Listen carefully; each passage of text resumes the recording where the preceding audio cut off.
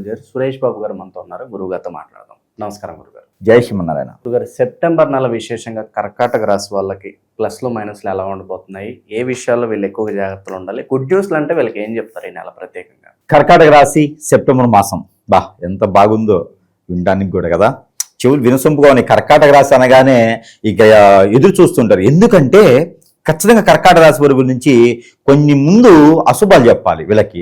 ఎందుకంటే ఆగస్టు 12వ తారీఖున కర్కాటక రాశి ఆశ్లేష నక్షత్రం 3వ పాదంలోనే సంపూర్ణమైనటువంటి సూర్యగ్రహణం ఒకటి ఏర్పడింది. దీని ద్వారా కొంతమేర అశుభంగానే ఉంటుంది వీరికి. జాబు పరంగా కావచ్చు, డబ్బు పరంగా కావచ్చు, మోసపోవటం కావచ్చు, ఎదుటి వాళ్ళ నుంచి మందలించడం, మాట పడటం, ఎన్నో రకాల విపత్తులు రావడం అనేది వీరి రాశిలో అయితే కొంచెం ఇబ్బందిగానే ఉంటుంది ఈ మాసంలో. ఇదొకటి. ఆరోగ్య సమస్యలు వీరికి ఏంటంటే మోకాళ్ళ నొప్పులు, మోచేతి నొప్పులు, సహకరించిపోవటం, అనేజీ. వీళ్ళకి ఏంటంటే వీరికి ఇరిటేషన్, కోపము, చిరాకు, ఏం చేసినా ముందుకు వెళ్ళలేకపోతున్నావే అనేది ఇంకా ఎక్కువైపోతుంది. ఇవైతే ఈ మాసం సెప్టెంబర్ మాసంలో బాగా కనిపిస్తా ఉన్నాయి వీరిలోను. చూడండి, ఎవరు కూడా చూస్తే పలకరిస్తారు, రఫ్గా ఉంటారు. కర్కాటక రాశులను పలకరేయండి, చాలా రఫ్గా ఉంటారు. పక్క వెళ్ళిపోతారా మాట్లాడదాం అనే టైప్లో చిరకరించుకుంటుంటారు. ఎందుకంటే వారు అన్ని రకాల చూసారు, ఇరిటేషన్ వచ్చేసింది వాళ్ళకి. ఇక ఏం అర్థం కావట్లేదు, వాళ్ళకి ఏం చేయాలో తెలియట్లేదు, ఏ దేవుడిని మొక్కలు అర్థం కావట్లేదు. మొక్కని దేవుళ్ళు అందరికీ మొక్కినారు, ఇక అయినా ముందుకు రావట్లేదు. ఏం చేస్తారు పాపం? అదే పరిస్థితుంది. ఇక దీంతో తగ్గట్టుగా మూలిగనైతే తాటిగా పడింది అంటారు. దీనికి ఏమంటారంటే తాటి చెట్టు కింద కూర్చొని తాటిగా పడి కేసుగా పడిద్దా? తాటిగా పడిద్ది కదా. కాబట్టి ఇంకోటి ఏంటంటే కనుక ఈ మీనరాశిలో సంచరించేటువంటి శని భగవానుడు ఈయన ఉండి ఏం చేశాడు, మొన్న జూలై 27వ తారీఖున కొంచెం వెనక్కి వెళ్దామని చెప్పేసి అని ఒక పాదం వెనక్కి వచ్చేసాడు. ఇది ఒక్కడి దృష్టిలో ఉండేటువంటి శని. ఇక మన మాధ్యమంలో మన గురువులందరూ కూడా ఏకధాటిగా మనకి మాట్లాడుతూనే ఉన్నారు దీని గురించి. మరి కర్కాటక రాశి వాళ్ళని దీన్ని చూసుకున్నట్టు కనుక ఆ ఒక ఇబ్బంది కూడా వీరుకుంటుంది.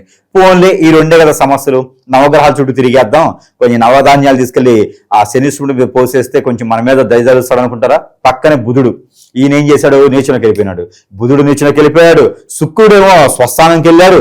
స్వస్థానంలో శుక్రుడికి ఎవరిని పడించుకోడు. ఒక్క తులారాశి వాళ్ళని తప్పితే ఎవరి వంక చోటికి ఆయన ఇప్పట్లో. ఇప్పుడు మనకి సెప్టెంబర్ 29వ తారీఖు వరకు కూడా ఇంకెడుపక్క చూసేలా లేడు ఆయన. మరి కర్కాటక రాశుల పరిస్థితి ఏంది? కలత్ర దోషం అంటే ఇంకోటి ఏమైతుంది, భార్యాభర్త మధ్య తగాదా. కలత్ర దోషం అంటే ఏంది? పెళ్ళి అవ్వదు. పెళ్ళైందా తగాదాలు.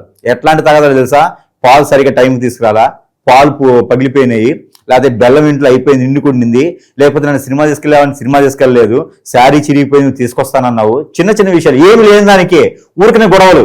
పోతూ ఉంటే కాళ్ళలో ముళ్ళిరుగుతుంది అనమాట. అంటే ఏమి లేని దానికి పెద్దగా కనిపిస్తా ఉంటాయి అనమాట. అంటే ఎట్లా ఉంటాయి అనమాట. కాబట్టి ఇలాంటి చిరాకులు బురాకులకి ఎవరికైనా కామన్గా ఉంటుంది. చెవిలో జోరీగా ఉంటుంది, చెప్పులో రాయి ఉంటుంది. ఇలాగా అంటే ఒక పద్యం ఒకటి ఉంటుంది, చెవిలో జోరీగా చెప్పులో రాయి అని చెప్పేసి అని పద్యం ఉంటుంది. ఆ పద్యాన్ని తగ్గట్టుగానే ఈ కర్కాటక రాశి వాళ్ళు ఉంటారన్నమాట. అలానే విదేశాలకు అనుకొని మోసపోతారబ్బా. డబ్బులు ఎదుటి వారికి ఇచ్చి మోసపోవడం జరుగుతూ ఉంది. వ్యాపారం అని చెప్పి డబ్బులు పెట్టుబడి పెడతారు, ఆ కంపెనీలు దివాళా తట్టమా, ఐపీ పెట్టడమా చేస్తాయి. దాని ద్వారా కొంతమంది కర్కాటక రాశి వారు కొంచెం మోసపోయినటువంటి సందర్భం ఉంది. దీంతో పాటు కాబట్టి ఈ కర్కాటక రాశి వాళ్ళు బయటపడాలంటే ఏం చేయాలి? ఏమి చేసే అవసరంలా. భాద్రపద మాసం వస్తుంది, 11వ తారీఖు నుంచి వినాయక చవితి వస్తుంది. ఈ భాద్రపద మాసంలో వినాయక చవితి 9 రోజులు పర్వదినాలు నవరాత్రులు చేస్తూ ఉంటారు. ఈ 9 రోజుల నవరాత్రులు కూడా వినాయక చవితి రోజున మనము కొలుచుకున్నట్టయితే, ఆరాధించినట్టయితే వీరు ఒకే ఒక గణపతిని తెచ్చుకోవాలి. మహారాజ్ గణపతి. ఆయన ఎలా ఉంటాడు తెలుసా? మహారాజ్ గణపతి అంటే ఎలా ఉంటాడు తెలుసా? పీఠం ఉంటుంది, ఇలానే చైర్ ఉంటుంది. ఈ చైర్లో కాలు మీద కాలేసి కూర్చొని తలపాగా ఉంటుంది, తల ధీటుగా ఉంటుంది, ఎదురుగా చూస్తూ ఉంటాడు. ఇదే మహారాజ్ గణపతి. ఈ మహారాజ్ గణపతిని కనుక తీసుకొచ్చుకొని మనము ఇంట్లో పూజించుకున్నా, వీధిలో పూజించుకున్నా కూడా ఈ మహారాజ్ గణపతిని తీసుకొచ్చి పూజించుకోవడం అనేది ఆరాధ్యం. ఎన్ని రకాల గ్రహాలైనా, ఎన్ని రకాల గ్రహణాలైనా శాంతింప చేసేటువంటి ఒకే ఒక్క గణపతి మనకు అదృష్టం ఒకటి కలిసి వస్తుంది. ఏది? సెప్టెంబర్ మాసంలో. కాబట్టి ఈ యొక్క మహారాజ్ గణపతిని కనుక తెచ్చుకొచ్చుకుంటే ఎవరు? కర్కాటక రాశి వారు. ఇంతకన్నా అదృష్టం ఏముందయ్యా అనుకోవచ్చు. ఈ మహారాజ్ గణపతికి కావాల్సింది ఏంటో తెలుసా అండి? ఆయన మామూలు ఏమి పూజించాడు. ఏదో మనం పులిహార నైవేద్యం పెడితే అబ్బే అట్టే ఉండదు. ఆయనకి డ్రై ఫుడ్ హల్వా కావాలి ఆయనకి, అలానే బందర్ లడ్డు కావాలి ఆయనకి. అలాంటి నైవేద్యం కొంచెం కాస్ట్లీ నైవేద్యం అనమాట. మంచి మంచి డ్రై ఫ్రూట్స్ ఉంటే చూసారా, అలాంటి వాటిని తీసుకొచ్చి స్వామివారికి నైవేద్యం పెడితే ఉంటుందండి. మనకి జీడిపప్పు పెడితే కలత్త దోషం పోద్ది, బాదం పప్పు పెడితే రవి దోషం పోద్ది. అలానే ఈ పిస్తా పప్పు, అలానే మనకి ఉంటాయండి గుమ్మడి ఇత్తనాలు ఉంటాయి. మనకి గుమ్మడి ఇత్తనాలు, పిస్తా పప్పు ఇవి పెడితే బుధుడు దోషం పోతుంది. అలానే మనకి చిరంజీవి అంటారు, అవి పెడితే కుజుడు దోషం పోతా ఉంటుంది. చిరంజీవి చిన్నగా ఉంటాయి, ఈ చిరంజీవి పెడితే కుజు దోషం పోతా ఉంటుంది. అలానే లవంగాలు, ఇలాచి ఇవి పెడితే శుక్రదోషం, కుజు దోషం, కాలసర్ప దోషం ఇవన్నీ పోతా ఉంటాయి. కాబట్టి dry fruits, only dry fruits తీసుకొచ్చుకొని ఆ స్వామివారికి నైవేద్యం పెట్టాలి. కుంకుమ పువ్వు పెడితే మన కడుపు పండిపోద్ది. పెళ్ళైతేనుండి పెళ్ళైన తర్వాత భార్యాభర్తలు పిల్లలు పుట్టే అవకాశం ఉంటుంది. కాబట్టి కుంకుమ పువ్వు నైవేద్యం పెట్టాలి. మరి ఇవన్నీ కూడా కలిపి పాలు ఇంక ఉండనే ఉంది, పాలు నైవేద్యం పెడితే పాలలో కొంచెం తేనెస్ పెడితే ఇక మనకి అష్టైశ్వర్య ప్రాప్తే. ఎక్కడైనా గొడవలు కానీ కొట్లాటలు కానీ ఆస్తి తగలుగుతున్నాయా, మనకి ఇంక ఉండనే ఉన్నాయి. నువ్వులు, నల్ల నువ్వులు, తెల్ల నువ్వులు అన్ని వేసి కుడుములు ఉండ్రాలు తీసి పెట్టాలి స్వామివారికి. ఇక మనకి డ్రై ఫ్రూట్ లడ్డు పెట్టండి, ఖర్జూర వేసేసి ఆరోగ్య సమస్యలు పోతాయి. డ్రై ఫ్రూట్ లడ్స్ ఉంటాయి కదా, అవి ఖర్జూర వేసి పెడితే కనుక ఖర్జూర చేసి డ్రై ఫ్రూట్ లడ్డు పెడితే ఆరోగ్య సమస్యలు పోతాయి. మరి కర్కట రాశులకి ఇంకెక్కడ ఉంది సమస్యలు? వినాయక చవితితో పటాపంచలైపోతున్నాయి. గ్రహ దోషాలే కాదు, గ్రహణ దోషాలు కూడా పోతున్నాయి. కాబట్టి ఇది ఉపశయనం. ప్రశాంతంగా కూర్చొని వినాయక చవితిని పర్వదినాలన్నీ కూడా మనం స్మరించుకుంటూ చేసుకుంటూ ఉండి, ఇంకా ఓపిక ఉంది మన దగ్గర అంటారా, 150 గుంజలు తీయండి, 119 గుంజలు తీయండి, 111 తీయండి, ఆరోగ్యం సహకరించట్లుగా 9 తీయండి. గుంజలు తీయడం చాలు. కానీ ఎలాంటి వ్యసనాలకు కానీ చల వ్యసనాలకు కానీ వెళ్ళకూడదు. 9 రోజులు చాలా పవిత్రంగా చేసుకొని పవిత్రంగా నమిద్దం చేసేంత వరకు కూడా చాలా ఒంటిపూట భోజనం చేయాలి, పవిత్రంగా చేసుకోవాలి, నేలపడి పడక చేయాలి. బ్రహ్మచర్యం పాటిస్తే నమో నమః అనేటువంటి బీజమంత్రం చదువుకోవచ్చు. గణపతి పప్ప బోరియో, ఆదాలడ్డు కాదు పూర్తి లడ్డు జోరియో. ఆదాలడ్డు ఎందుకు, మళ్ళీ పూర్తి లడ్డు తినేసేయాలి. అయితే ఈ కర్కాటక రాశి వారు ముఖ్యంగా ఏంటంటే కనుక ఇవన్నీ చేసుకుంటూ ఉంటే విదేశీయానం కావచ్చు, ఆరోగ్య సమస్య కావచ్చు, ఆర్థికంగా కావచ్చు, అన్నీ కూడా ఎదిగలగది కనపొస్తా ఉంది. ఇక మనం ఇంతగా మాట్లాడుతున్నాం కదా, మరి కర్కాటక రాశులు ఎంతమంది మన వీడియోని చూస్తారు, మరి ఎంతమంది సబ్స్క్రైబ్ చేసుకుంటారో కాదు ఇక్కడ మనకు కావాల్సింది.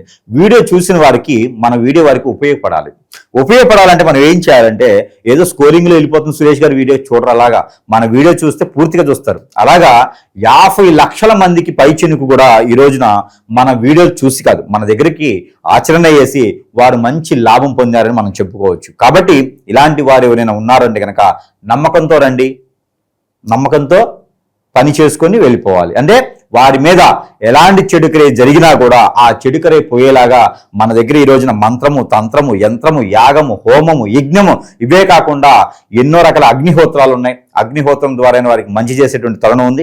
ఇవే కాదు, మనల్ని ఎక్కడో విదేశాల్లో ఉంటారు, సంప్రదించడం అవ్వలేదని గురువు గారు, మరి మాకు సంప్రదించాలని ఉంది, మరి అవ్వట్లేదు అనుకున్న ప్రతి ఒక్కరు కూడా ఒకటి చెప్పవచ్చు. వారికి ఏంటంటే మన దగ్గర మంత్రోచ్చారణ చేసినటువంటి వస్తువులు, దైవాజ్ఞమైనటువంటి వస్తువులు ఎన్నో రకాలు ఉన్నాయి. ఈ రోజున ప్రతి ఒక్క వస్తువు కూడా వారి చెంతకే చేర్చేటువంటి సదవకాశం కూడా మన దగ్గర లభ్యపడుతుంది. కాబట్టి అలానే ఎవరైనా కావాలంటే కూడా సంప్రదించవచ్చు.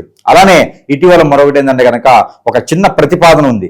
ప్రతి మనిషి కూడా ఒక్కొక్క రోజున కోటేశ్వరుడు అవ్వాలని ఒక ప్రతిపాదనతో మనం ప్రజల వద్దకు వచ్చి ఉన్నాము. ఎవరు కూడా ఎటువంటి రుసుము చెల్లించే అవసరం లేదు, ఎవరు కూడా రూపాయి పెట్టే పని లేదు. కానీ దానికి అర్హత ఉంటే గనక అర్హులై ఉన్న వారికి మాత్రము వారిని కోటీశ్వరులు చేసేటువంటి ఆలోచన మన దగ్గర ఉన్నది. అలా కూడా ఎవరైనా కావాలనేటువంటి ఆలోచన కానీ, యోచన కానీ, సంకల్పన కానీ, సందర్శన కానీ వారిలో ఉంది, చేసుకోవాలి అనుకుంటే గనక ఖచ్చితంగా సంప్రదించగలిగితే గనక వారి ఎలాంటి రుసుము లేకుండా కూడా వారు షరతులు వర్తించబడినటువంటి నియమానికి సంసిద్ధమై ఉంటే గనక ఖచ్చితంగా వారి పేరు నమోదు చేసుకుంటే ఒక్క రోజులో కోటీశ్వరుడు అయ్యేలాగైతే వారి ప్రయత్నపూర్వకంగా అయితే మనం చేసే విధంగా ఉంది. దీనికి వయసుతో సంబంధం లేదు, చదువుతో సంబంధం లేదు, కేవలం అర్హత అయి ఉండాలి. ఇది ఒకటి ప్రతిపాదన చేసుకోవచ్చు. ఇక ఈ కర్కాటక రాశి వారికి అయితే కనుక దేవుడికి వినాయక స్వామి వారికి ఆల్రెడీ చెప్పుకున్నాం కాబట్టి ఇక వీరికి గచ్చకాయ కలరు, స్కై బ్లూ కలరు, అలానే ప్యారెట్ గ్రీన్ కలరు చాలా అద్భుతంగా కలిసి వస్తాయి. ఇక వీరికి 7, 9, 3 ఈ 3 నెంబర్ కూడా 7, 3, 9 ఈ 3 నెంబర్ కూడా వీరికి అద్భుతం కలిసి వస్తా ఉంది. ఇక దక్షిణ దిశ ప్రయాణం, ఉత్తర దిశ ప్రయాణం వీరికి అద్భుతంగా ఉంటుంది. ఇక ఇల్లు కానీ, వాకిలి కానీ, కారు కానీ, బైక్ కానీ తీసుకోవాలనుకుంటే కనుక ఈ శ్రావణ మాసంలో తీసుకోవచ్చు. భాద్రపద మాసంలో అయితే కనుక 22వ తారీఖు తర్వాత తీసుకుంటే అద్భుతంగా ఉంటుంది. సెప్టెంబర్ మాసంలో ఇంకేదైనా ఉంటే కూడా, ఇంకేదైనా మర్చిపోయి ఉన్నా కూడా ఖచ్చితంగా సంప్రదిస్తే వారికి ఉన్న సమస్యకి పరిష్కారం అయితే చూపించే విధంగా అయితే మనం ప్రయత్నం అయితే చేయొచ్చు. ఓవరాల్ గా సెప్టెంబర్ నెలలో ప్రత్యేకంగా ఈ రాశి వాళ్ళకి ఎలా ఉండబోతుందో మంచి విశ్లేషణ అందించారు సార్. ధన్యవాదాలు.